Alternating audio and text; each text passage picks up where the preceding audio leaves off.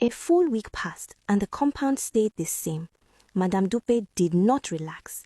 Instead, she moved around the house more often, checking corridors, watching activities, and paying attention to small things that most people would ignore. Her presence alone was enough to make tenants uncomfortable. Whenever she stepped out, people adjusted immediately. Conversations stopped halfway, laughter died down. Anyone standing around found a reason to walk away. Everyone had learned that avoiding attention was the safest option. The compound had no real privacy. Madame Dupe involved herself in almost everything. She monitored where people washed clothes, how long water was used, and where buckets were kept. She watched who came in and who left. Visitors were rare, and when they came, they didn't stay long. Tenants knew that any repeated visit would attract questions and unwanted supervision.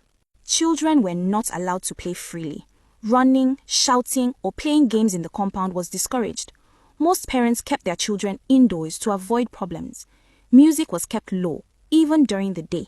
At night, the house became quiet, not because people were resting, but because everyone was careful. Saturday came with the usual compulsory sanitation. Every tenant had to participate, no matter their plans. The compound was cleaned from morning until late hours. Gutters were cleared, corridors scrubbed, and waste packed out. Madame Dupe supervised the work closely, making sure nobody tried to avoid their share of the work. Most tenants complied without complaint. Over time, they had learned that arguing only made things harder. Some of them were already planning to move out once their rent expired. Tola noticed everything.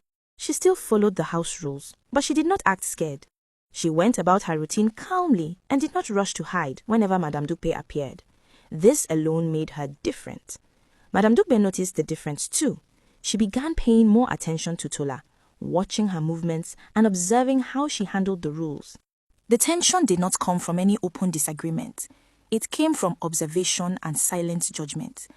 Nothing serious happened that week. There was no shouting, no major conflict, and no confrontation. But something had changed. The compound felt tense, and everyone could sense that sooner or later, something was going to happen.